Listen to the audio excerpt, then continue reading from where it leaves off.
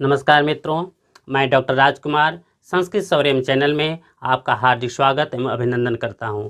मित्रों, मेरे चैनल पे यदि आप पहली बार आए हों तो मेरे चैनल को आप सब्सक्राइब लाइक कर लें, जिससे कि गुरुजनों का विशिष्ट व्याख्यान, शास्त्रों का पंक्तिशः अध्ययन का वीडियो जैसे ही हम अपलोड करें वो तत्क्षण आपको नोटिफिकेशन के रूप में प्राप्त हो जाए। अपने इष्ट मित्रों को भी वीडियो शेयर करें जो संस्कृत अनुरागी हैं, जो विश्वविद्यालय महाविद्यालय के जो छात्र हैं, उन सबको, जो प्रतियोगी छात्र हैं, सबको इस अधिक से अधिक लोगों के पास लाभ मिले। मित्रों, आज के जो विशिष्ट वक्ता हैं, उस विशिष्ट वक्ता का मैं संस्कृत सौर्यम चैनल की तरफ से, अपने पूरी टीम की तरफ से उनका हार्दिक स्वागत एवं अभिनंदन करता हूं। आइए मित्रों, हम चलते हैं एक विशेष व्याख्यान की तरफ। धन्यवाद मित्रों। अज्ञानतिमिरान्धस्य ज्ञानाञ्जनशलाकया चक्षुरुन्मीलितं येन तस्मै श्रीगुरवे नमः। आज इस संस्कृत सौर्यम के फेसबुक पटल पर राजकुमार जी ने यह अनुरोध किया था कि मैं कुछ कहूं। आपके अनुरोध का मैंने सम्मान किया है और प्रयास कर रहा हूं कि आप लोगों के समक्ष कुछ अपनी बातों को रखूं। आज इस वैश्विक महामारी के दौर में, जहां चारों तरफ अंधकार है, उस अंधकार में भारत ही ऐसा देश है जहां पर ये ज्ञान का दीप जला रहा है। आने वाला समय कभी भविष्य में यह संपूर्ण विश्व भारत को एक साक्ष्य के रूप में प्रस्तुत करेगा कि जिस समय संपूर्ण विश्व जीवन और मृत्यु के उस असमंजस में फंसा हुआ था, उस समय भारत अपनी एक विशाल परंपरा को अपने जीवन का थाती बना करके, जीवन का ज्योति बना करके अपने जीवन का बड़े ही सानंद से निर्वाह कर रहा था। आप लोगों ने जो मुझे विषय दिया है वह अलंकार सिद्धांत है, और साहित्य शास्त्र में अलंकार सिद्धांत की इस भूमिका पर थोड़ा बहुत मुझे बात करना है। तो जब हम साहित्य शास्त्र की बात करते हैं तो सबसे पहले हमारे मन में कुछ नामकरण की अनवर्थकता की बात आती है। हम सबसे पहले साहित्य की चर्चा करते हैं, फिर शास्त्र की चर्चा करते हैं, फिर शब्दार्थ के बाद से सिद्धांतों पर आऊँगा। विषय बड़ा विस्तृत है और किसी अलंकार सिद्धांत के एक पक्ष को लेकर के कई व्याख्यान हो सकते हैं। फिर भी मैं चाहूँगा कि आज बहुत सारे हमारे सम्मानित शिक्षक वृंद जुड़े होंगे, हमारे बहुत सारे शोध छात्र जुड़े होंगे। मैं सभी का अभिवादन करता हूं और जो वरिष्ठ हमारे आचार्यगण हैं उनको प्रणाम करता हूं। जो हमारे अनुज हैं उनके लिए अपना सद्भाव संप्रेषित करता हूं और अपने विषय के उपस्थापन का मैं प्रक्रम प्रारंभ करता हूं। जैसे ही हम साहित्य शास्त्र की बात करते हैं तो अक्सर हमारे समक्ष एक प्रश्न खड़ा होता है कि साहित्य हम कहेंगे किसको। तो जैसे ही साहित्य की बात आती है, एक दिन मैंने एक किसी विद्वान मित्र का एक दिन व्याख्यान सुना था कुछ देर तक। तो काव्य के स्वरूपों पर उन्होंने व्याख्यान, अपना बड़ा सारगर्भित व्याख्यान दिया था। तो मैं साहित्य के विषय पर आऊँ उससे पहले थोड़ा सा एक बात हमारे समक्ष आती है कि जो काव्य स्वरूप की परंपरा, लक्षण की परंपरा आई, उसमें शब्द और अर्थ को लेकर के उन लोगों ने बात कहना प्रारंभ किया। और सबसे पहले भामह ने जो काव्यशास्त्रीय ग्रंथ के एक काव्यशास्त्र के परंपरा के रूप में एक नियमबद्ध तरीके से उन्होंने जो प्रणयन किया, यद्यपि हमारे अस्तित्व में उससे पहले भरत का नाट्यशास्त्र आ गया था, लेकिन वो नाट्यशास्त्रीय और रूपकों के उस विशाल समृद्धि परंपरा को इंगित करता है। तो उन्होंने शब्दार्थौ सहितौ काव्यम लिखा था। एक बार ध्यान रखिए, मैं साहित्य पर आऊँगा उससे पहले जब शब्दार्थौ सहितौ काव्यम की बात आती है तो तुरंत हमारे समक्ष एक प्रश्न ऐसा आता है कि क्या जब भामह काव्य लक्षण लिखने बैठ रहे थे, उनके जेहन में जब काव्य लक्षण शब्दार्थौ सहितौ काव्यम की बात आई, तो क्या उनसे पूर्व कोई ऐसी परंपरा थी जो शब्दार्थ विमर्श या इस तरह के लक्षण की बात उनके समक्ष आई थी? जी जरूर थी। उनके समक्ष एक समृद्ध काव्य परंपरा थी, एक समृद्ध वैदिक परंपरा थी। कालिदास ने जब रघुवंश महाकाव्य लिखा तो रघुवंश महाकाव्य के मंगलाचरण के प्रथम श्लोक, मंगलाचरण में जो प्रथम पंक्ति है, अगर उसको स्मरण करेंगे और भामह से जोड़ेंगे तो आपको एक विमर्श करने की एक बड़ी समृद्ध परंपरा आपके दृष्टिपटल पर आएगी। वो है वागरथाव विव संपृक्तौ। बस इतनी ही पंक्ति ले लीजिए। और वागरथाव विव संपृक्तौ जब आप कहते हैं और जब इधर कहते हैं शब्दार्थौ सहितौ काव्यम, तो जो सहित पद है ये सहित पद जरूर व्याख्येय है। आगे रुद्रटादि ने कहा कि ननु शब्दार्थौ काव्यम, ऐसे कह देने से क्या बिगड़ जाता। तो बिल्कुल सहित पारिभाषिक शब्द है वहाँ पर और उसकी परिभाषा अपेक्षित है। जैसे ही आप साहित्य की बात करते हैं तो हम लोग तुरंत बोल देते हैं कि सहितयोर भावः साहित्यम। अब उस सहित पद की मर्यादा को उद्घाटित राजशेखर ने बड़े अच्छे से किया। जब वैयाकरणों ने, नैयायिकों ने, मीमांसकों ने वैयाकरणम शब्दशास्त्रम, न्यायः प्रमाणशास्त्रम, मीमांसा वाक्यशास्त्रम, परम शब्दार्थयोः सहभावेन विद्या साहित्य विद्या इति आयावर्यः। जब हम काव्य मीमांसाकार को याद करते हैं तो उन्होंने शब्दार्थयोर यथावत सहभावेन विद्या साहित्य विद्या कहा। कहने का आशय था कि अर्थेन सह शब्दः सहितः और शब्देन सह अर्थः सहितः, सहितश्च सहितश्च सहितौ सहितयोर भावः साहित्यम। जो सहितयो हम कहते हैं तो एक शब्देन सह अर्थः और अर्थेन सह शब्दः, दोनों के साथ सहित सहित पद आता है। फिर सहितश्च सहितश्च सहितौ कहते हैं, फिर सहितयोर भावः साहित्यः कहते हैं। अर्थात कि एवं विधयोः शब्दार्थयोः सहभाव एव साहित्यम भवति इति प्राच्यानां मतं विदुषां मतम् इदमस्ति। तो एक तरह से साहित्य पद की व्याख्या हमारे यहाँ आती है। और शब्द और अर्थ की जब बात आई तो स्वाभाविक है कि शब्दार्थ का भी चिंतन हमारे परंपरा में हुआ होगा। ये लोग भी करते हैं। कस्तर्हि शब्दः कश्च अर्थः इति जिज्ञासायाम। ऐसी यदि जिज्ञासा होती है तो शब्द की भी एक परंपरा चली, जिसमें आप महाभाष्यकार पतंजलि का नाम सुनते हैं। भगवान पतंजलि ने यन्नोच्चारितेन शासनालंगुलकगुदखुरविषाणी नाम संप्रत्ययो भवति स शब्दः, अथवा प्रतीति पदार्थ को लोके ध्वनि शब्दः, शब्द की बात कहे। वाक्यपदीयकार ने भी शब्द की बात कही और वैयाकरणों ने शब्द और अर्थ के सिद्ध संबंध को भी बताया। सिद्ध शब्दार्थ संबंध है, ये बात चलती आ रही थी। लेकिन जब हमारे यहाँ शब्द और अर्थ की बात आती है तो शास्त्रे व्याकरणे शब्दस्य प्राधान्यम भवति इति वयं जानीमः। और वहाँ पर क्या होता है, तत्र सत्यपि शब्दार्थयोः नित्य संबंधे अर्थो विशेषणीभूतः, ये भी हम जानते हैं। परम काव्येस्मिन्, जिस काव्य की चर्चा हम करते हैं वहाँ शब्दोर्थश्चोभौ विशेषणे भवतः, यहाँ शब्द और अर्थ दोनों विशेषण होते हैं। इसीलिए हम पढ़ते हैं न रसांगभूत व्यापार प्रवणतया विलक्षणम यत् काव्यम लोकोत्तर वर्णना निपुण कवि कर्म तत्कांते व सरसता पादने नाभिमुखीकृत्य रामादिवद वर्तितव्यम न रावणादिवत। आप इस पंक्ति को देखिए।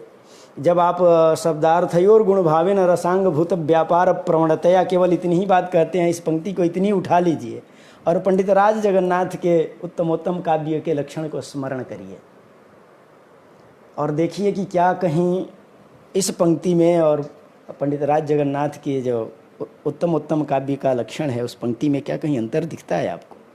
वो भी लिखते हैं कि शब्दार्थौ यत्र गुणी भावितात्मानौ कमप्यर्थम अव्यंगतस्तदाद्यम।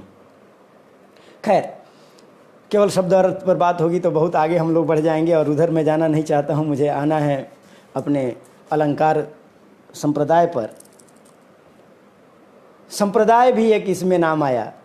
थोड़ी थोड़ी नामकरण की अनर्थकता पर आप लोगों से बात कर लूँ। सुन पा रहे हैं ना आप लोग? कभी कभी बीच में आवाज़ आ रही है, नहीं आ रही है, इस तरह की बातें धीमी आ रही है, तेज़ आ रही है, थोड़ा सा आप लोग ज़रूर इंगित कर देंगे, क्योंकि हमें पता नहीं चल पा रहा है कि आप लोग सुन पा भी रहे हैं कि नहीं सुन रहे हैं। राजकुमार जी, ये आपकी जिम्मेदारी है कि आप बीच बीच में आप कमेंट लिख दें कि हाँ आवाज़ आ रही है, जिससे वक्ता का मनोबल बना रहता है। क्योंकि ये जो अंतरिक्ष स्थानीय देवता आप लोगों ने बना रखा है, जितने कार्य हो रहे हैं आजकल सब अंतरिक्ष में ही चल रहे हैं। अब पृथ्वी स्थानीय हम लोग रह नहीं गए, तो कब ये गैजेट हम लोगों का साथ छोड़ दे। खैर, तो जब संप्रदाय की बात हम करते हैं तो सम्यक प्रकर्षेण दीयते इति संप्रदाय है, ये इसके व्युत्पत्ति लभ्य अर्थ होते हैं। और बड़ी अच्छी इसकी परिभाषा हमारे संस्कृत शास्त्र में प्राप्त होती है कि संप्रदायो नाम शिष्योपाध्याय संबंधस्य अविच्छेदेन शास्त्र प्राप्ति ही। संप्रदाय की एक बड़ी ही विशिष्ट व्याख्या यहाँ उपस्थित होती है। आते हैं अलंकार पर, क्योंकि जब शब्द और अर्थ और साहित्य की बात करेंगे तो बहुत लंबी व्याख्यान माला आगे बढ़ जाएगी। हम सीधे आते हैं अलंकार पर। जब अलंकार पर आते हैं तो अलंकार शब्द के भी कुछ अर्थ होते हैं। अलम भूषायाम हम लोग पढ़ते हैं, और घैंच भाव करणयो हो, अर्थात इसके हम दो व्युत्पत्ति अर्थ लेते हैं, एक अलंकार कर्ता या विधायक के रूप में और एक करण के रूप में अथवा साधन मात्र के रूप में। तो दो व्युत्पत्ति हमारे समक्ष उपस्थित होती है कि अलंकरोति इति अलंकारः और अलंक्रियते अनेन इति अलंकारः। जब अलंकरोति इति अलंकारः कहते हैं तो अलंकार कर्ता या विधायक है, और जब हम कहते हैं अलंक्रियते अनेन इति अलंकारः तब हम इसको कर्ण रूप में लेते हैं। अब इसकी एक लक्षण परंपरा चली। अलंकार शास्त्री आचार्यों में भामह, दंडी, उद्भट, रुद्रट, वामन। दंडी पर यद्यपि कुछ विद्वानों का जरूर मतैक्य नहीं है। दंडी को कुछ लोग काव्य अलंकार शास्त्री मानते हैं, कुछ लोग अलंकार शास्त्र से अलग मानते हैं। खैर, तो भोज, जयदेव, उद्भट, रुय्यक, तिलक, बहुत सारे ऐसे आचार्य हैं जिन्होंने अलंकारवादी परंपरा को आगे बढ़ाया, और सब लोगों ने अलंकार का लक्षण उपस्थापित, सब लोगों ने उसके लक्षण को उपस्थापित किया है। आप जब भूषण अर्थ में आपने अलम शब्द को पढ़ा था, और अलंकरोति अलंकारः, अलंकरोति इति अलंकारः भी पढ़ा था। भामह को आप स्मरण करिए, जब अलंकार के बारे में लिखते हैं कि न कांतम अपि निर्भूषम विभाति वनिताननम, कि वनिताननम कांतम अपि निर्भूषम न विभाति। इसलिए अलंकार की स्थिति को उन्होंने स्पष्ट किया और अलंकार की सीमा को माना, अलंकार को काव्य तत्व के रूप में माना। वस्तुतः है क्या कि जब शब्द और अर्थ का निर्णय काव्य शास्त्रियों ने कर लिया और यह उनके समक्ष उपस्थापित हो गया कि शब्द और अर्थ काव्य का शरीर है, तो जब शब्द और अर्थ काव्य का शरीर जब उपस्थापित हो गया तब आत्मा की बात आई, आत्म तत्व की बात आई। और आत्मा जब शब्द आप रखते हैं तो अत सातत्य गमने के रूप में आत्मा को लेते हैं। अतति का मतलब होता है निरंतरं गच्छति। तो जब काव्य शरीर का निर्धारण हो गया शब्द और अर्थ का, तो स्वाभाविक था कि उस काव्य शरीर की कोई न कोई आत्मा होनी चाहिए। फिर उस काव्यात्म के रूप में 6 संप्रदाय हमारे अस्तित्व में आए। 6 संप्रदायों में रस संप्रदाय है, अलंकार संप्रदाय है, रीति संप्रदाय है, ध्वनि संप्रदाय है, वक्रोक्ति और औचित्य संप्रदाय है। ये 6 संप्रदाय हैं।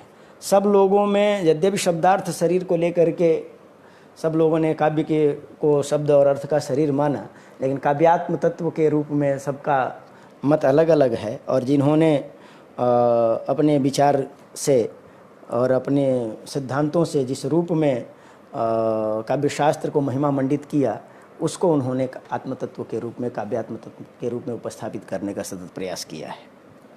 उसी परंपरा में कुछ अलंकारवादी आचार्य हैं, जिसमें सर्वप्रथम हम भामह को लेते हैं। तो भामह न कांतम अपि निर्भूषम विभाति वनिताननम लिखा, उन्होंने लक्षण किया। दंडी ने काव्य शोभाकारान धर्मान अलंकारान प्रचक्षते कहा। वामन ने भी काव्यम ग्राह्यम अलंकारात सौंदर्यम अलंकारः कहा। वहाँ तक तो काव्य में अलंकार की परिभाषा की दृष्टि अलग रही, लेकिन जब हम आनंदवर्धन पर आते हैं, आनंदवर्धन से मम्मट और अगली पीढ़ी के आचार्यों में आते हैं, तो थोड़े से अलंकार की परिभाषा और लक्षण में परिवर्तन हुआ, अंग रूप में लिया जाने लगा अलंकार को।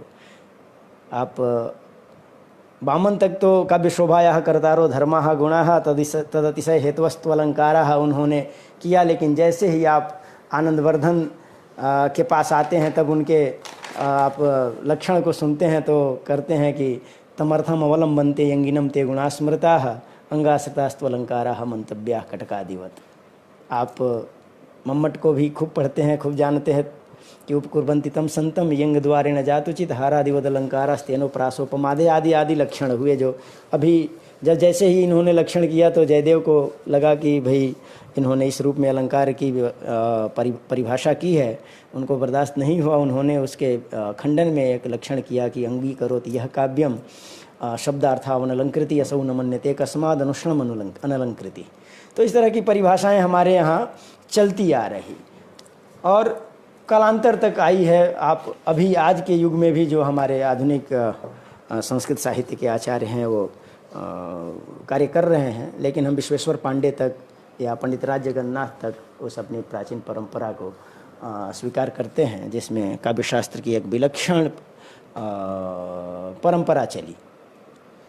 अब जब हम ओरिजिन और डेवलपमेंट की बात करते हैं कि क्या इसके उद्भव और विकास की स्थिति क्या थी, तो क्या प्राचीन भारतीय साहित्य में अलंकार के प्रयोग होते थे कि नहीं होते थे, और होते थे तो किस रूप में होते थे?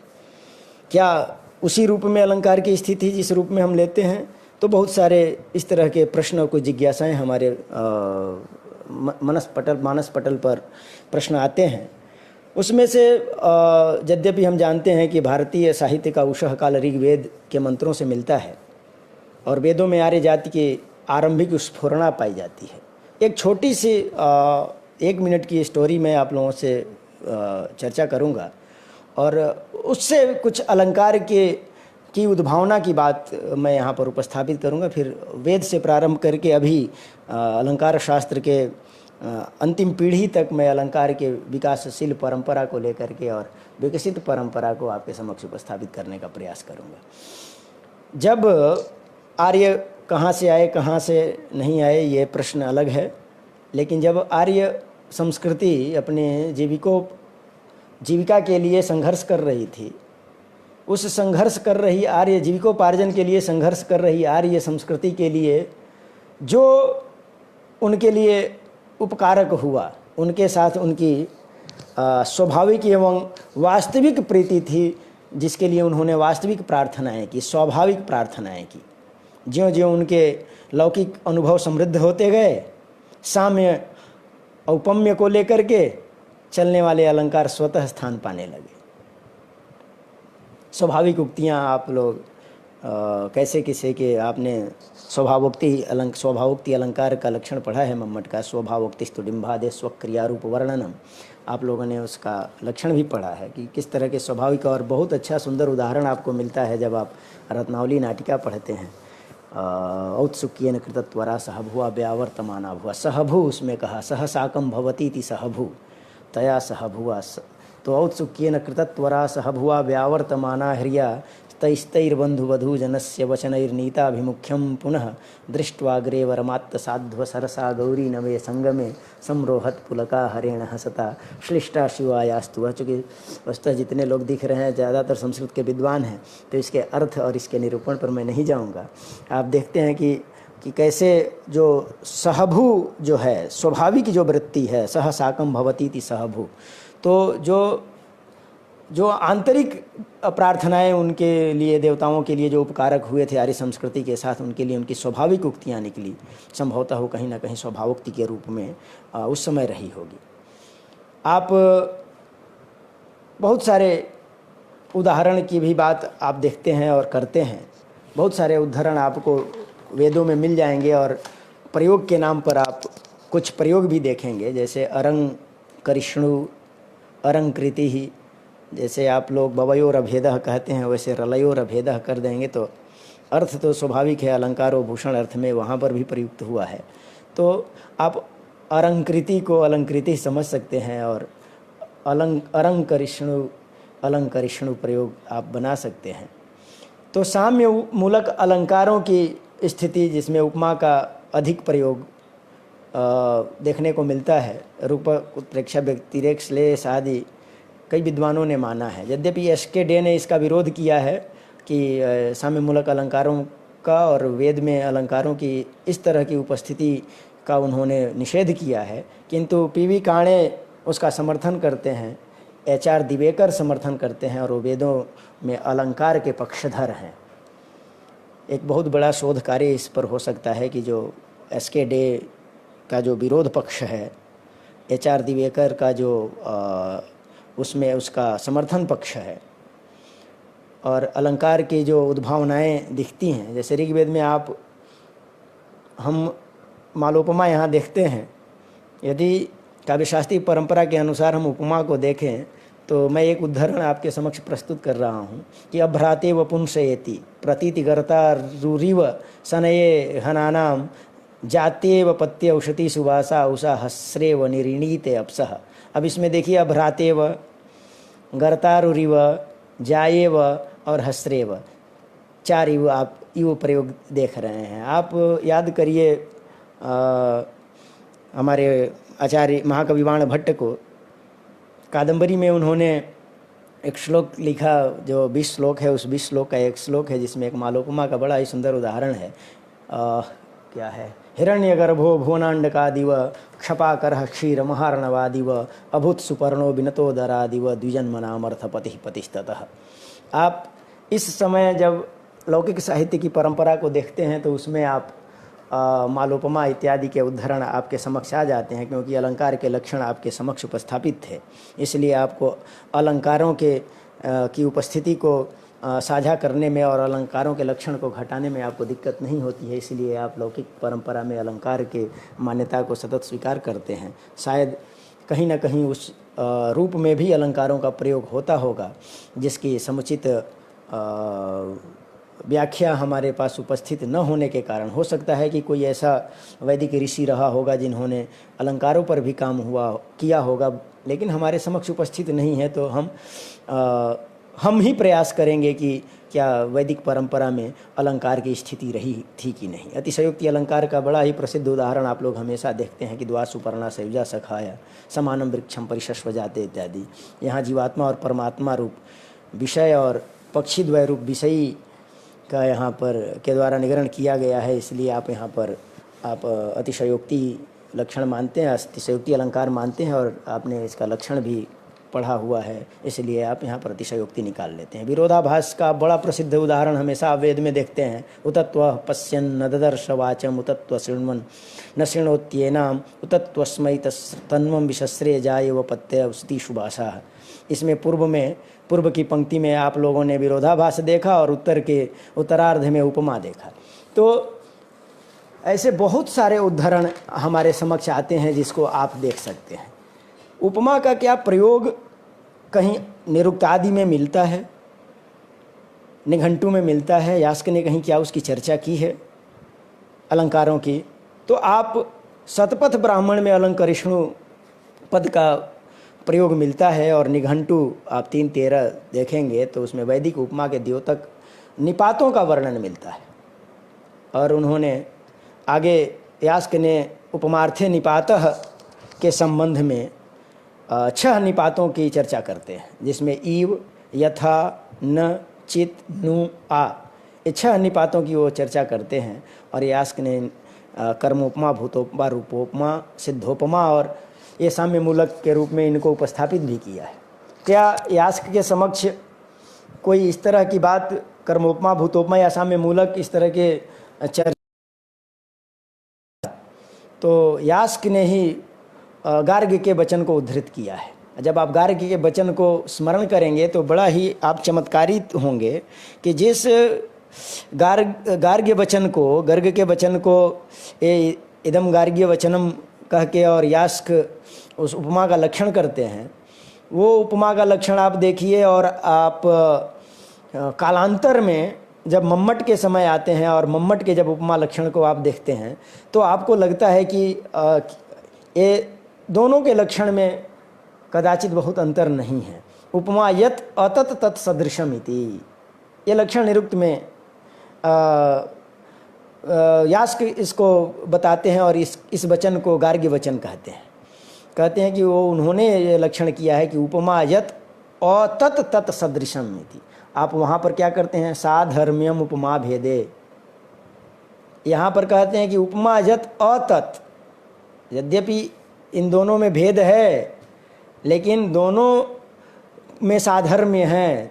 उपमा यत अतत उपमा साधर्म्यम उपमा भेदे, भेदे सति यत्र साधर्म्यम भवति तत्र उपमा भवति। उपमान और उपमेय में वहाँ भेद होता है लेकिन साधर्म्य होने के चलते वहाँ उपमा होती है। ये भी कहते हैं उपमा यत अतत। यद्यपि उपमान और उपमेय एक नहीं है, दोनों में भेद है, फिर भी दोनों में सादृश्य है। उनके सादृश्य होने के चलते वहाँ पर उपमा है। तो लक्षण की साम्यता आप देख लीजिए कि कितना वो लक्षण उनसे मिलता है। पाणिनि के काल में जब आप आते हैं तो अलंकारों की स्थिति थोड़ी सी और प्रसिद्धि को प्राप्त कर चुकी थी और इनके काल तक उपमा शास्त्रीय अवधारणा को प्राप्त कर लिया था, शास्त्रीय धारणा को प्राप्त कर चुका था। उपमानानि सामान्य वचनैः ही पाणिनि लिखते हैं। उपमितम व्याघ्रादिभिः सामान्य प्रयोगे लिखते हैं। तुल्यार्थैरतुल्योपमाभ्याम तत्यानि तरसाम इत्यादि इत्यादि लिखते हैं। पतंजलि ने भी गौ सदृशः गवयः उपमान कह के उनने एक उदाहरण, कई सारे ऐसे उदाहरण दिए हैं, किंतु हमारे यहाँ अलंकार शास्त्री इसको ऐसे अलंकारिक प्रयोग नहीं मानते हैं, क्योंकि हमारे यहाँ एक अवच्छेदक लगता है और हमारे यहाँ अवच्छेदक ये लगता है चमत्कारित्वे सति। जहाँ चमत्कार है वहीं पर अलंकार है, अगर चमत्कार नहीं होगा तो अलंकार नहीं होगा। पतंजलि ने महाभाष्य में जो द्वितीय अध्याय का प्रथम पाद के 55वां सूत्र आप देखेंगे तो 55वें सूत्र में पाणिनि के द्वारा प्रयुक्त उपमान शब्द की बड़ी अच्छी व्युत्पत्ति परक व्याख्या की है और उनके मतानुसार मान का अर्थ होता है नापतौल। मान का वो अर्थ बताते हैं नापतौल, और जो किसी अनिर्ज्ञात वस्तु का ज्ञान के लिए प्रयुक्त हो, यह उस अनिर्ज्ञात वस्तु का ज्ञान करा देता है। यानी जो मान नाप तौल ये किसी अनिर्ज्ञात वस्तु के को ज्ञात कराने के लिए प्रयुक्त होता है। और उन्होंने जो पंक्ति लिखी वो लिखा कि मानम ही नाम अनिर्ज्ञात ज्ञानार्थम उपादीयते अनिर्ज्ञातमर्थम ज्ञास्यामीति तत्समीपे यन्नात्यंताय मिमीते तदुपमानम। इसलिए इन्होंने इस तरह के उपमान के व्याख्या की है। उपमान जो पाणिनि के द्वारा प्रयुक्त प्रयोग था उसको इन्होंने स्पष्ट किया है, किंतु जहाँ पर ये गौः सदृशः गवयः प्रयोग करते हैं वहाँ पर हम हमारे अलंकार शास्त्रीय अलंकार नहीं मानते हैं, क्योंकि वो कहते हैं कि अलंकार में चमत्कार होना चाहिए, और अगर वो चमत्कार नहीं है, सहृदय के हृदय को आकर्षित नहीं करता है, हृदय को आवर्जित नहीं करता है, तो ऐसी पंक्ति को हम अलंकार नहीं मानेंगे। और भामह की एक बड़ी प्रसिद्ध पंक्ति भी है इसके लिए कि गतोस्तमर्कः भातीन्दुर यान्ति वासाय पक्षिणः इत्येवमादि किं काव्यम वार्ता में नाम प्रचक्षते। अगर आप प्रयोग करते हैं कि गतोस्तमर्कः अर्कः हस्तंगतः इंदुः भाति पक्षिणः वासाय यान्ति, इस तरह के आप ये प्रयोग करते हैं तो क्या ये काव्य है? तो इसको काव्य नहीं कहते हैं, वार्ता में नाम प्रचक्षते। इसको वार्ता की श्रेणी में रखा गया है। आप पाश्चात्य काव्य शास्त्रीय परंपरा को आप लोग पढ़ेंगे तो जब उसमें पोइटिक्स और रिटोरिक्स की जब बात आपके समक्ष आएगी तो पोइटिक्स को अलग अलंकार शास्त्र के रूप में लेके चलते हैं और रिटोरिक्स को लेके चलते हैं वार्ता के रूप में, तो भाषण शास्त्र के रूप में। तो किंतु उसमें भी मर्यादा थी, भाषण शास्त्र के लिए भी वार्ता के लिए भी कुछ नियम बने थे। उस नियम से आबद्ध होकर के लोग व्यवहार करते थे। जब हम लोग अलंकार की बात करते हैं तो मुझे एक बड़ी प्रसिद्ध पंक्ति याद आती है कि किम वा कवितया राजन किम वा वनितया तया पद विन्यास मात्रेण मनोनापहृतम तया। मैंने कहा न कि अलंकार में एक चमत्कार का अवच्छेदक लगता है, चमत्कारित्व सती कहते हैं। तो ऐसी कविता का क्या मतलब है? किमुआ कवितया राजन किमुआ वनितया तया। ऐसी कविता से कोई क्या मतलब है? ऐसी वनिता का क्या मतलब है जिसके पाद विन्यास मात्र से, उधर आप वाक्य विन्यास ले लें कविता के पक्ष में और वनिता के अर्थ में चरणन न्यास ले लें। अगर इनके विन्यास मात्र से, चरण को रख देने मात्र से अगर मन अपहरित न हो जाए, मन अपहरित न कर ले, तो ऐसी वनिता का और ऐसी कविता का क्या मतलब है? तो ऐसे अलंकार की स्थिति है। और सबसे बड़ी बात है कि पाणिनि के सूत्र के आधार पर हमारे यहाँ उद्भट ने श्रौती उपमा और आर्थी उपमा का बड़ा ही विस्तृत विवेचन किया है। और उपमा के विभाजन के आधार श्रौती आर्थी का इन्होंने पाणिनि के सूत्रों को ही दिया।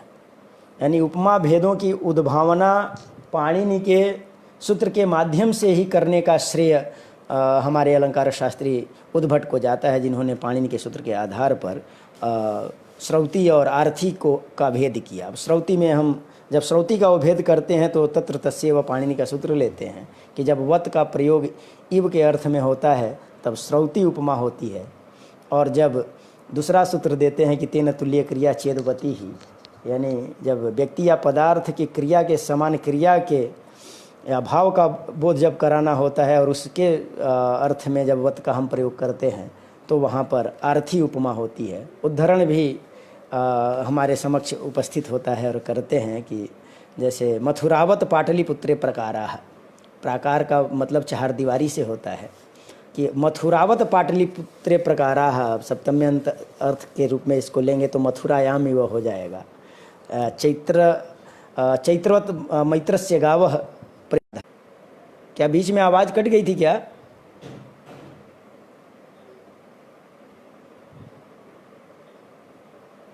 जी, आप लोग सुन पा रहे हैं? कनेक्ट लिखते हुए दिखाई दे रहा था। कोई यस लिखे या हाँ लिखे तो मुझे लगे कि अच्छा ठीक है, धन्यवाद।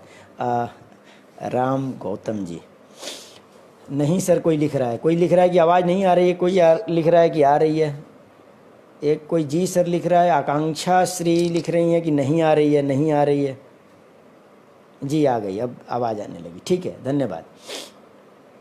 तो जब हम कहते हैं कि ब्राह्मणवत अधीते, यानी ब्राह्मणेन इव अधीते, जब उस ब्राह्मण के क्रिया के समान जब क्रिया का हम बोधन कराते हैं तत्र तेन तुल्य क्रिया चेदवती ही, ये आधार दो सूत्रों का बनाए श्रौती और आर्थी का विभाजन करने में उद्भट पाणिनि के सूत्रों को।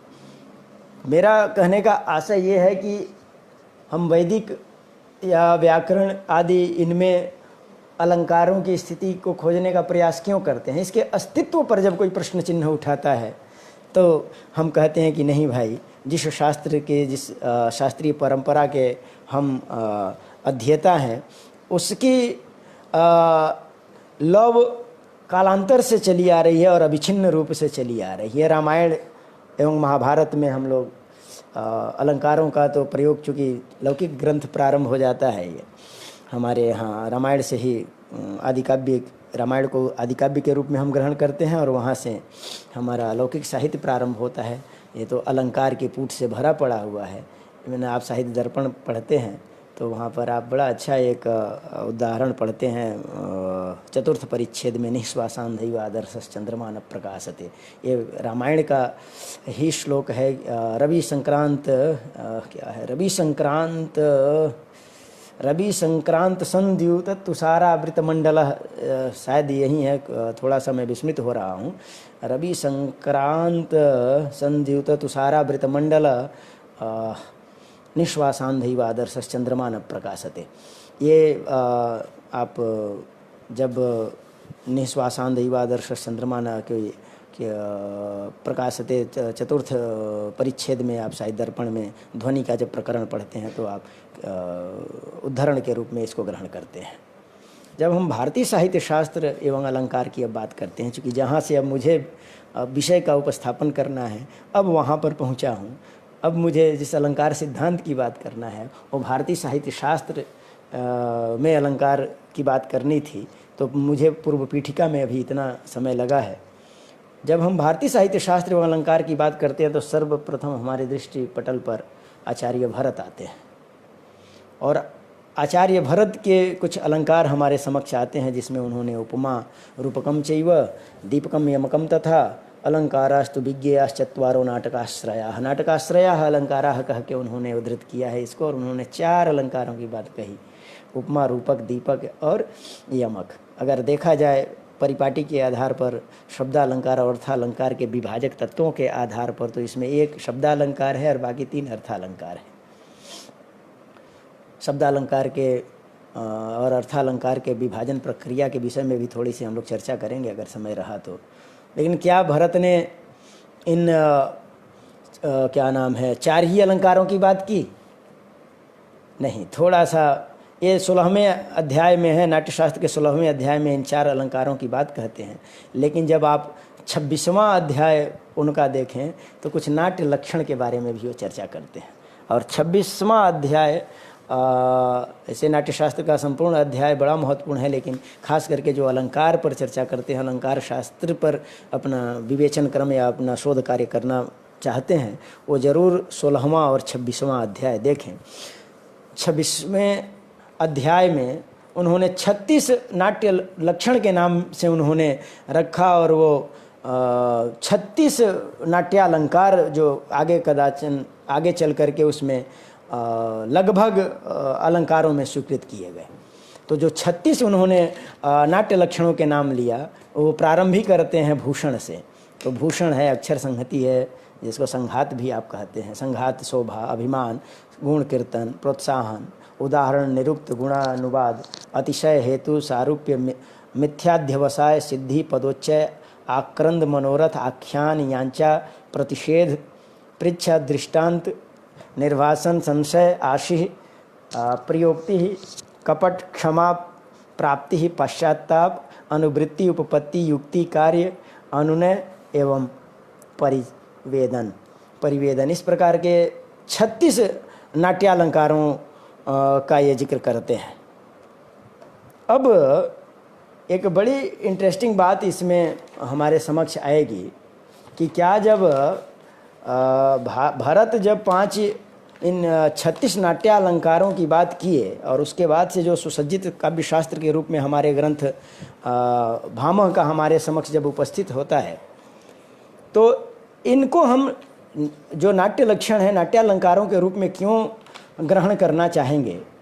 कारण ये है कि हेतु, सूक्ष्म और लेस, अभी इन 36 नाट्यालंकारों में आप लोगों ने हेतु, सूक्ष्म और लेस का भी नाम सुना और आशीह का भी नाम सुना। इसमें स्थिति क्या है कि भामह हेतु, सूक्ष्म और लेस को लेस आदि को अलंकार में स्वीकार नहीं करते हैं, खंडन बशर्ते करते हैं, कहते हैं कि इसको अलंकार स्वीकार नहीं कर सकते हैं। अब देखिए, आशीह को अलंकार मानते हैं वो। अब प्रश्न ये उठता है कि जब भामह काव्यशास्त्रीय परंपरा के एक नियमबद्ध तरीके से काव्यशास्त्र लिखने वाले, काव्यालंकार लिखने वाले ये प्रथम आचार्य हैं, तो क्या भरत और भामह के बीच में कोई ऐसी कड़ी है क्या जो अलंकार शास्त्र पर अपना कार्य की है? इसको भी ढूंढने के लिए हमें कहीं बाहर नहीं जाना है। इसको भी भामह ही बताते हैं कि हमारे पूर्व में भी काव्यालंकार पर चर्चा करने वाले आचार्य रहे हैं, जिसमें उन्होंने मेधाविन का तो नाम भी लेते हैं। जब उपमा दोषों का वो वर्णन करते हैं, और उपमा दोष के वर्णन में वो लिखते हैं कि तय वो उपमा दोषा सप्त मेधाविनोदिता। आप काव्यालंकार के द्वितीय परिच्छेद के 40वीं कारिका जब देखेंगे तो इसमें आपको इसमें किसी में गुरुजी क्या नाट्य कुछ प्रश्न आ रहे हैं बाद में। प्रश्न ये चूँकि इतने थोड़ा सा दूर मोबाइल है तो देखने में लाइट से समझ में नहीं आ रहा है। मैं बाद में आप लोगों से प्रश्न लूँगा सभी से, और उस पर चर्चा भी करूँगा कि जो आप लोग प्रश्न करेंगे उस पर हम चर्चा भी करेंगे। तो ये मेधाविन की बात करते हैं, और इसका मतलब है कि मेधाविन ने भी कुछ अलंकारों की बात जो नाट्यालंकार थे, नाट्य लक्षण के रूप में जिसको भरत ने 26वें अध्याय में दिया है, उसको कहीं ना कहीं नाट्यालंकार के रूप में मेधाविन ने स्वीकृति दी थी। भामह 5वीं से लेकर के 620 इसके बीच के आचार्य माने जाते हैं ईस्वी के। और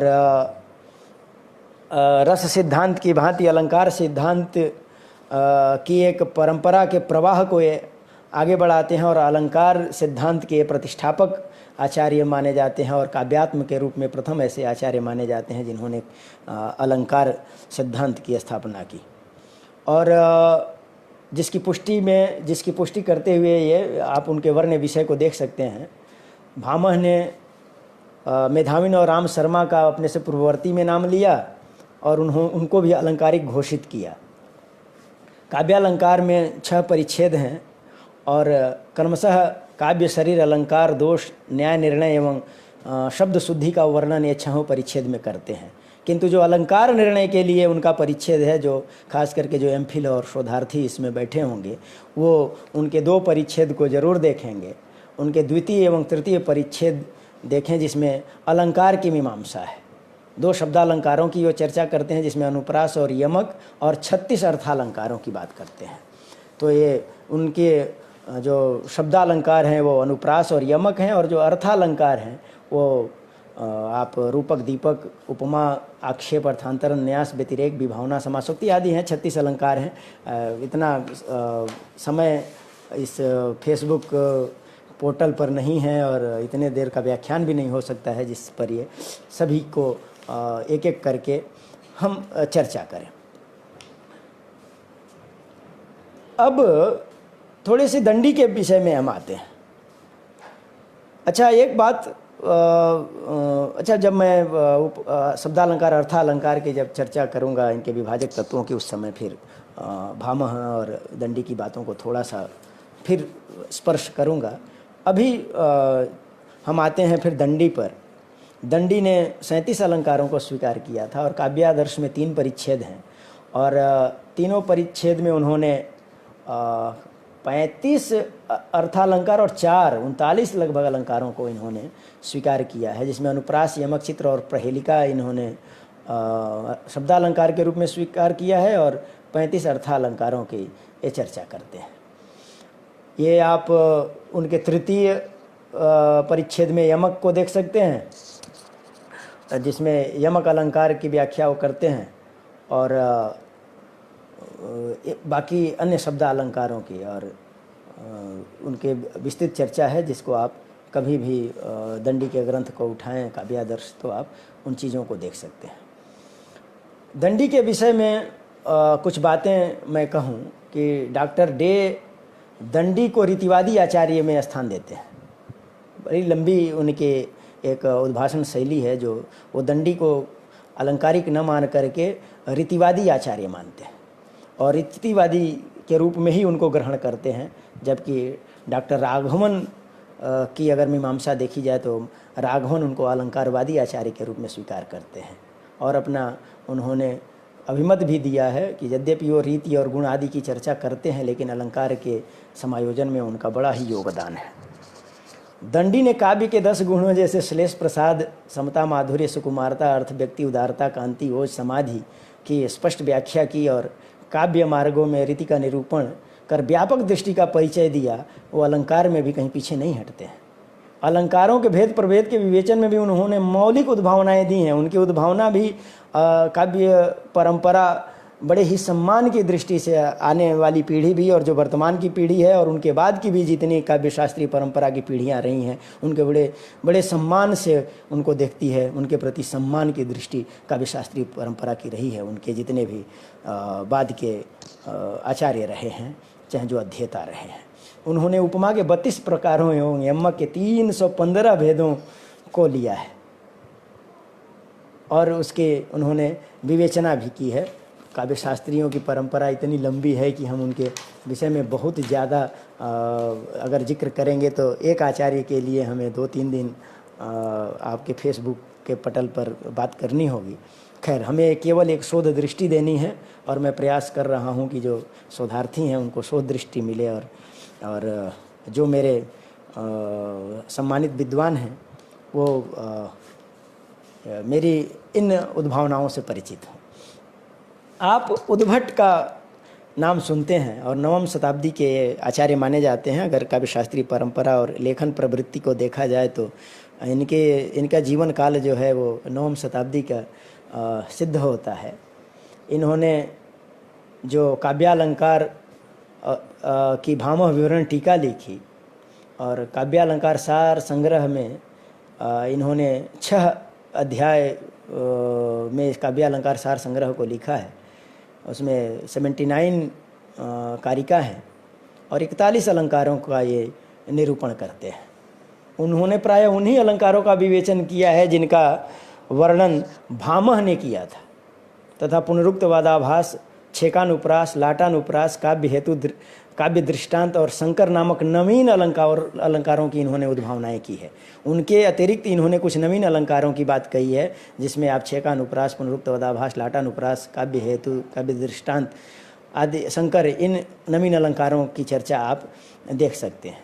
इनके कुछ और भी बड़ी देन है। इन्होंने जो अलंकार की परंपरा है और अलंकार की व्याख्यान शैली है, उपस्थापन शैली है, उनको 6 भागों में इन्होंने बांटा है और उसको उपस्थापित किया है। 6 वर्ग में उपस्थापित किया है, जिसमें प्रथम वर्ग में कुछ अलंकारों को लिया है, द्वितीय, तृतीय, चतुर्थ, पंचम और षष्ठ। एक बात आप लोगों के समक्ष और रख दूं, ये पहले ऐसे आचार्य हैं जो परुषा, कोमला तथा उपनागरिका के नाम से 3 काव्यवृत्तियों की कल्पना की और रसवद अलंकारों का विस्तृत विवेचन किया और बहुत सारी ऐसी उद्भावनाएं रखी जो काव्य शास्त्र की परंपरा में वो हमेशा स्मरणीय रहेगा। उद्भट के एक काव्य शास्त्रीय परंपरा के बड़े ही विलक्षण विद्वान हैं और इन्होंने संस्कृत परंपरा को, काव्य शास्त्रीय परंपरा को अपना बहुत बड़ा योगदान दिया है। वामन पर थोड़ी सी बात करेंगे। वामन, अब एक ऐसे बहुत सारे अलंकार हैं, इसमें वामन ने 31 अलंकारों को माना, भोज ने 72, जिसमें शब्दालंकार, अर्थालंकार, उभयालंकार उसी रूप में उन्होंने दिया। मोहम्मद विश्वनाथ जगन्नाथ, इन लोगों की बातों से आप परिचित हैं।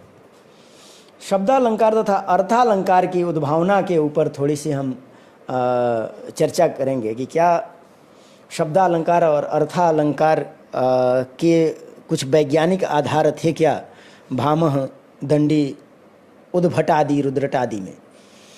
तो यदि आप एक दृष्टि से देखिए, इनके ग्रंथों को आप देखिए तो आपको जरूर ये प्रतीत होगा कि इनके जेहन में शब्दालंकार और अर्थालंकार तो है और ये मानना भी चाह रहे हैं, उसकी स्वीकृति भी दे रहे हैं, लेकिन इनके विभाजक तत्व के आधार पर कोई इनकी वैज्ञानिक दृष्टि नहीं है।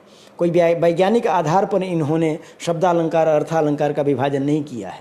मैंने जब वामन की जब बात आई है तो मेरे मन में आई बात की थोड़ा सा कह दूं। जबकि वामन से पहले के जितने भी आचार्य थे उनमें शब्द एवं अर्थ विषयक अलंकारों की स्थिति थी, लेकिन विभेद की कोई उनकी वैज्ञानिक परंपरा नहीं थी, वैज्ञानिक शैली नहीं थी। उनमें स्थिति थी शब्दालंकार, अर्थालंकार के, इसका उदाहरण भी मिलता है। आप भामह के काव्यालंकार को देखिए तो वो लिखते हैं कि शब्दा विधेय अलंकार भेदादिष्टम द्वयंतुनः, भामह कहते हैं। उसके अलावा भी वाचाम वक्रार्थ शब्दोक्ति अलंकाराय कल्पते, ये सब भामह की पंक्तियां हैं, जिससे प्रतीत होता है कि उनकी दृष्टि में शब्दालंकार और अर्थालंकार की स्थिति है और शब्द अलंकार और अर्थालंकार को भी बता भी रहे हैं। लेकिन कैसे इनको हम विभाजित करें, ये संभवतः उन्होंने, जबकि क्रम से शब्दालंकार अर्थालंकार की चर्चा दंडी करते हैं, उद्भट करते हैं, लेकिन एक वैज्ञानिक आधार, कोई वैज्ञानिक आधार हमारे दृष्टिपटल में नहीं आता है जिससे हम कह सके कि हम इस आधार पर इसको शब्दालंकार कह सकते हैं अर्थालंकार से। हो सकता है कि कुछ ऐसे स्थानों पर उन्होंने किया हो, मेरी दृष्टि न गई हो। अगर किसी आचार्य को और या श्रोता बंधु जो इसमें सुन रहे हैं उनकी अगर दृष्टि जाती है और कोई शब्दालंकार अर्थालंकार का वैज्ञानिक आधार अगर भामह में दिखता है, दंडी में दिखता है, तो ज़रूर सूचित करेंगे, जिससे मैं लाभान्वित होऊंगा।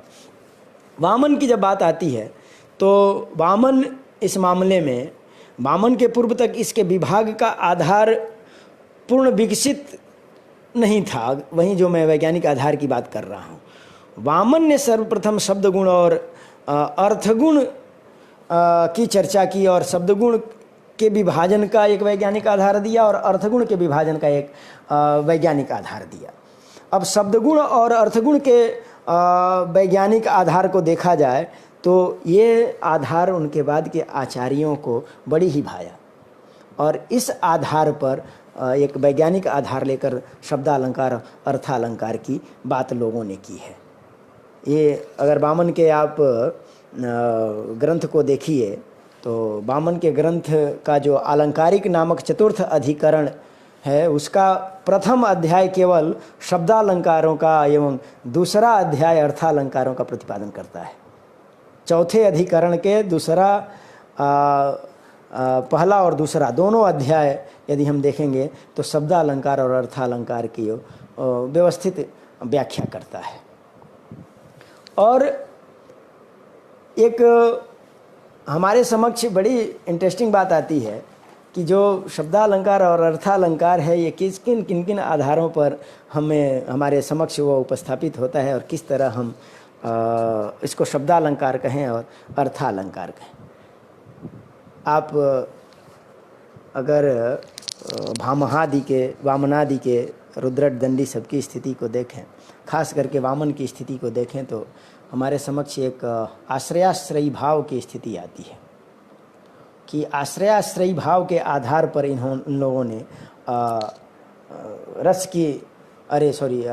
शब्दालंकार और अर्थालंकार की बात कही। अब आश्रयाश्रयी भाव की बात जब हम करते हैं तो दो बातें हमारे समक्ष उपस्थित होती है कि केच शब्दालंकारः केच अर्थालंकारः। तो सामान्यतया आश्रयाश्रयी भाव को लेंगे तो शब्दाश्रिताः शब्दालंकारः अर्थाश्रिताश्च अर्थालंकारः। शब्द के आश्रित जो होंगे वो शब्दालंकार होंगे और जो अर्थ के आश्रित होंगे वो अर्थालंकार होंगे। लेकिन मम्मट आप तिलक का नाम आप लोगों ने सुना होगा। राजानक तिलक रुइयक के पिता थे और राजानक तिलक के शब्दालंकार अर्थालंकार के वैज्ञानिक आधार की चर्चा रुइयक भी करते हैं और ऐसा प्रतीत होता है कि मम्मट भी कहीं ना कहीं उनसे बहुत ज़्यादा ही प्रभावित हैं।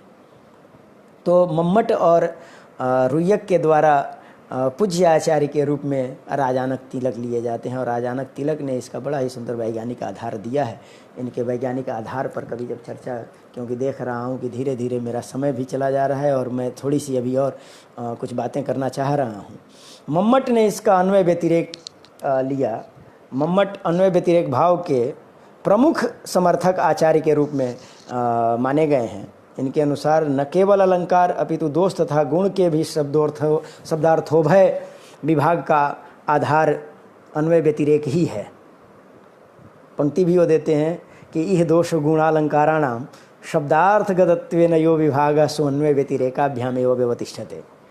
तो इससे प्रतीत होता है कि ये अन्वय व्यतिरेक को ये ग्रहण करते हैं। लेकिन पंडित राज को ये अन्वय व्यतिरेक वाली स्थिति बर्दाश्त नहीं हुई है और पंडित राज इसका खंडन करते हैं, अन्वय व्यतिरेक को स्वीकार नहीं करते हैं। और उन्होंने कहा है कि पंडित राज जगन्नाथ ने कहा है कि अगर हम मम्मट के आश्रयाश्रयी अन्वय व्यतिरेक को अगर ग्रहण करते हैं तो इसमें इनके अनुसार इससे आश्रय का ज्ञान नहीं हो सकता है। जो आप अन्वय व्यतिरेक को अगर आधार मान लेते हैं तो मम्मट के कथनानुसार हम आश्रय का ज्ञान नहीं कर पाएंगे। इससे तो केवल हेतु का ज्ञान होगा और उस हेतु का अपने कार्य के साथ उसी प्रकार संबंध रहता है जिस प्रकार का संबंध घट से दंडादि का। दंडादि में घट की सत्ता नहीं है, शब्द तथा अर्थ में अलंकार की सत्ता हमेशा रहती है। अतः अन्वय व्यतिरेक के द्वारा यह नहीं कहा जा सकता है या नहीं जाना जा सकता है कि अमुक अलंकार का आधार शब्द है अथवा नहीं। और बहुत अच्छी पंक्ति भी देते हैं रसगंगाधर में। ये कहते हैं कि अन्वय व्यतिरेकाभ्याम ही हेतुत्वावगमो घटम अन्वय व्यतिरेकाभ्याम ही हेतुत्वावगमो घटम प्रति दंडादेरिवास्तु न तो आश्रयत्वावगमः स पुनस्तद वृत्तित्वाज्ञानत्वाधीनः। ये पंडित राज जगन्नाथ की पंक्ति है, जिन्होंने मम्मट के उस अन्वय व्यतिरेक और के खंडन में कहा है। जब हम आश्रयाश्रयी भाव की बात करते हैं तो स्वाभाविक है कि जो पूर्ववर्ती जो आचार्य है वो किस तरह से इसको आश्रयाश्रयी भाव के रूप में लेते हैं। रोयक भी यद्यपि पोषित आश्रयाश्रयी भाव से कहीं अपने आप को विमुख नहीं करते हैं। उन्होंने एक पंक्ति लिखी है कि यो अलंकारो यदाश्रितः स तदलंकारः। इसलिए शब्दालंकार शब्दाश्रित होगा और अर्थालंकार अर्थाश्रित और उभयालंकार उभयाश्रित होगा। अब इसके लिए उदाहरण जैसे इन लोगों ने लोक में भी कटक कुंडलादि की यही स्थिति है, कुछ आचार्यों ने स्वीकार की है, जिसका पंडित राज ने यहाँ पर वहीं घटादि का उदाहरण दे करके आश्रयाश्रयी भाव इसलिए मानते हैं क्योंकि अलंकार का प्रयोग हम शोभादायक तत्व के रूप में लेते हैं, और शोभादायक तत्व के रूप में लेंगे तो लोक में भी इसकी स्थिति यही होगी कि पायल को माथे का आभूषण आप नहीं बना सकते हैं, या आप कटक को आप पैर में नहीं पहन सकते हैं। कटक हाथ का आभूषण है, नूपुर पैर का आभूषण है, बिंदी माथे का आभूषण है, कुंडल कान का आभूषण है। जिस प्रकार से ये आभूषण इन तत्त स्थलों के आश्रित होते हैं और उससे उसकी शोभा को बढ़ाते हैं, अगर इनको इसके अतिरिक्त दूसरे स्थल पर रख दिया जाए, इनका आश्रय हटा दिया जाए तो उसकी चमत्कृति नष्ट हो जाती है। लोकवत की व्याख्या विमर्शनी में भी बड़ी अच्छी की गई है। विमर्शनी का यही मंतव्य है कि लोके ही यो अलंकारो यदाश्रितः तदलंकारतयुच्यते तथा कुंडलादि ही कर्णादि आश्रित तदलंकार। तो ये इस तरह के प्रयोग विमर्शनी ने भी की है। अन्वय व्यतिरेक का लक्षण सब आप लोगों को अन्वय का भी पता है और व्यतिरेक का भी पता है। तत्सत्वे तत्सत्वम अन्वयः तदभावे तदभावो व्यतिरेकः।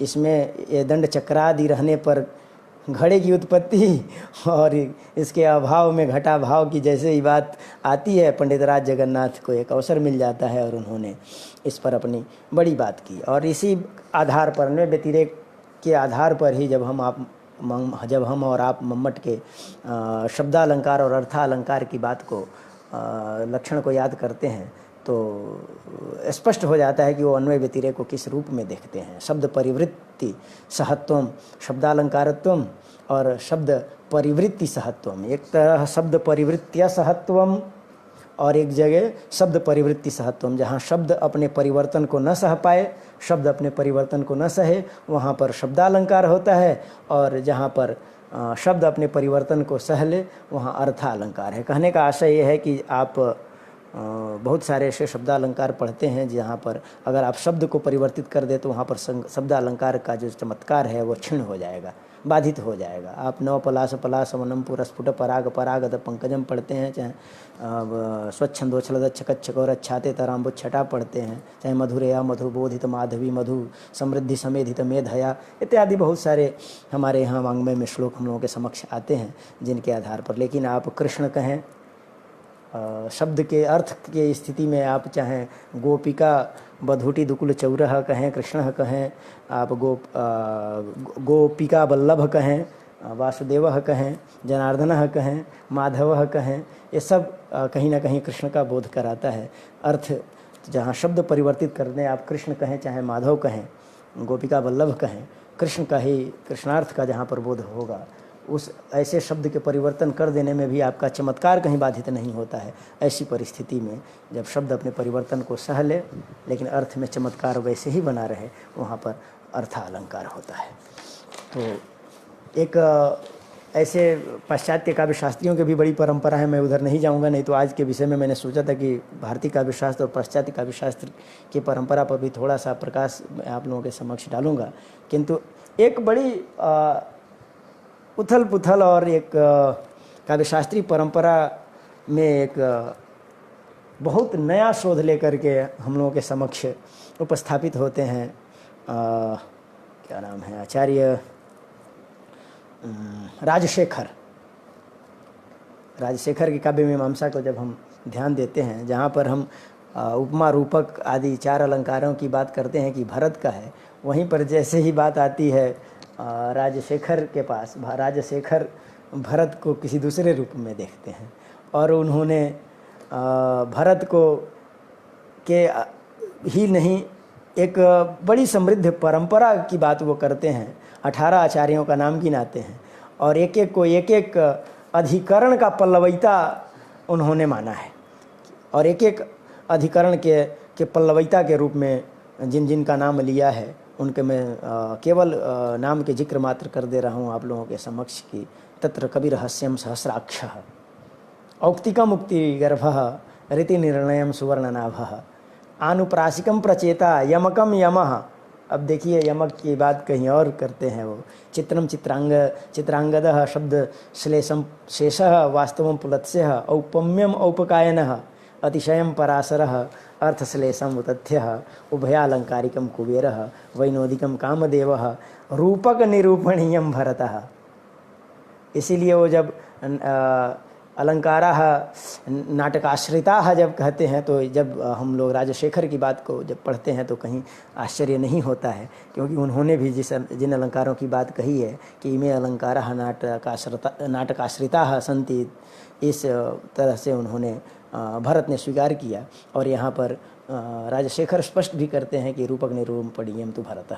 इसीलिए जब हम सिस्टमेटिक एक ग्रंथ परंपरा की बात करते हैं जो काव्य शास्त्रीय परंपरा में या काव्य अलंकार परंपरा में बिल्कुल अलंकार शास्त्र की विवेचना करने वाला आदि ग्रंथ है तो भामह से ग्रहण करते हैं। यद्यपि हमारी गुरु परंपरा से हम लोगों को पौराणिक ग्रंथ भी हमारे समक्ष काव्य शास्त्र के रूप में अग्नि पुराण की चर्चा हमारे समक्ष आती है, लेकिन आधुनिक और कुछ मध्यकालीन भारत के शोधवेत्ताओं ने या शोधकर्ताओं ने पुराण के रचना काल पर हुई विसंगतियों के आधार पर उन्होंने पुराण को शोध की दृष्टि से वो काल निर्धारण में, चूँकि कुछ लोग बहुत पुराना कहते हैं 8वीं 7वीं शताब्दी 8वीं शताब्दी तक पुराणों की रचना हुई है, तो ऐसी परिस्थिति में इसके पूर्वापर्य पर लोग प्रश्न चिन्ह लगाते हैं। हमारी श्रद्धा है, आस्था है, क्योंकि पुराणों ने बहुत हम लोगों को दिया है, इसलिए हम पुराण की परंपरा को हृदय से ग्रहण करते हैं। हमारे गुरु परंपरा से अग्नि पुराण की भी प्राचीनता हमारे समक्ष उपस्थापित होती है और हमारे आधुनिक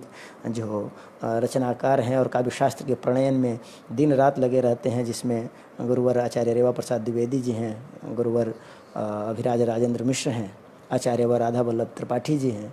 इन लोगों के लेखनी सतत काव्य शास्त्रीय परंपरा को लेकर के आगे बढ़ रही है और ये लोग लिख रहे हैं और कहीं ना कहीं अग्नि पुराण की परंपरा से ये लोग प्रभावित हैं और ये लोग उसको स्वीकार भी करते हैं।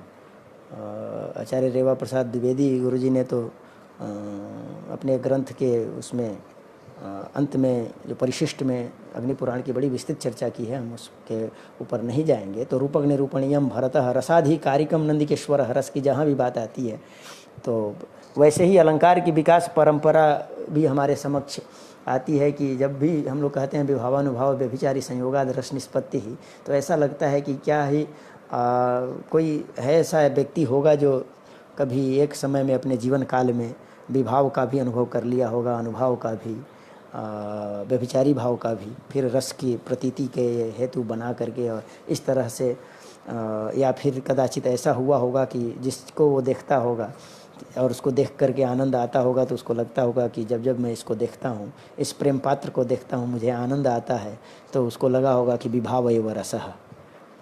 तो फिर कदाचित लगा होगा कि नहीं भाई, तो खैर बहुत सारी बातें हैं उस पर भी। तो क्या जिस तरह से ये भी कहीं कभी किसी ने विभाव एव रसः की बात कभी कही होगी, बाद में अनुभावस्तथा किसी ने कहा होगा, ऐसी परंपरा कदाचित चली होगी फिर कि जिससे हमें आनंद होता है और एक अलौकिक आनंद की अनुभूति होती है, वो रस है। तो इस तरह की एक बड़ी समृद्ध परंपरा बहुत कालांतर से चली आती है। वैसे ही हम वैदिक काल से अलंकार की परंपरा को लेकर के आने का वो किए। रसाधिकारिकम नंदिकेश्वरः, दोषाधिकारिकम धीषणः, गुणोपादानिकम उपमन्युः, औपनिषदिकम कुचुमारः। ये जो 18 आचार्यों का नाम लेते हैं और इनको तत्त विधियों का जो ये परंपराएं हैं, इनके पल्लविता के रूप में हमारे काव्य मीमांसाकार ने ग्रहण किया है। और एक अलंकार परंपरा की बड़ी ही विशद विवेचनाएं हमारे काव्य शास्त्रीय परंपरा में, हमारे अलंकार शास्त्र परंपरा में मिलती है। अलंकारों पर तो केवल हम उसके जब किस तरह से इनका वर्गीकरण होता है और किस आधार पर इनका विकास होता है, इनके विषय में भी बहुत सारी चर्चाएं हो सकती हैं कि कैसे साम्य मूलक अलंकारों की स्थिति क्या होगी, वैषम्य मूलक अलंकारों की स्थिति क्या होगी। बहुत सारी बातें हैं जिसको ऐसे एक तो असमंजस ये बना रहता है जब हम फेसबुक या इससे जुड़ते हैं तो पता नहीं कि मेरी बात आप लोगों के पास पहुंच रही है कि नहीं, कितनी बात मेरी जा रही है कितनी नहीं जा रही है। तो आदमी के मन में एक संदेह बना होता है, तो एक संदेह की दृष्टि बनी रहती है। तो जहाँ संदेह की दृष्टि रहती है वहाँ पर वाणी बहुत स्पष्ट रूप से स्फुटित नहीं होती है, क्योंकि कहीं ना कहीं मन में यह भय बना रहता है कि पता नहीं मेरी बात वहाँ तक पहुँच पा रही है कि नहीं पहुँच पा रही है। तो जब हम कक्षा में होते हैं या किसी सभा में होते हैं तो उसमें सामने एक दूसरे को समझने का सामर्थ्य हमारे पास होता है। इसलिए कभी भी ये सब विधियाँ हमारे क्लासरूम टीचिंग को हमारे आमने सामने उपस्थित होकर के पढ़ने पढ़ाने की विधि और उस परंपरा को कभी रिप्लेस नहीं कर सकती है। ये इस तरह की कितना हो टेक्नोलॉजी विकसित हो जाए, लेकिन जैसे हम गुरु के समक्ष उपस्थित होकर के उनके सामने रह के अध्ययन करते हैं, या जब कभी हम कक्षा में जाते हैं और जिस तरह से अध्यापन करते हैं उस तरह की शैली का ऐसे कभी नहीं हो सकता है, क्योंकि इसमें बहुत सारी बातें हैं कि हमारा पोस्चर कैसा हो रहा है, हम किस तरह से बैठ रहे हैं, हम दिख रहे हैं कि नहीं दिख रहे हैं। वहाँ पर बड़ी हमारा कॉन्फिडेंस लेवल हाई होता है, और जब आपका कॉन्फिडेंस लेवल हाई होता है विषय आपके मुख से बड़ी ही सुचारू रूप से और अविच्छिन्न रूप से निकलता है। खैर, अभी तक जितने देर में मैंने जो बातें कहीं, अगर इसमें से एक पंक्ति भी अगर किसी के उपयोग में आ गई, वो पंक्ति तो मेरे इस व्याख्यान की वही उपयोगिता होगी। इसमें जो कुछ भी सीखा है, जो कुछ भी अच्छी चीज़ें हमने बोली हैं, वो आप लोगों की देन है। जो इसमें गलतियां हैं, वो जो दोष हैं, वो मेरे हैं। इसी के साथ मैं राजकुमार जी को एक बार धन्यवाद देता हूं, और इसी के साथ अपने व्याख्यान को यहीं पर समाप्त करता हूं। धन्यवाद सभी को, बहुत बहुत साधुवाद और आभार जिन्होंने इस व्याख्यान को सुना और अपना प्रेम मुझे दिया। धन्यवाद।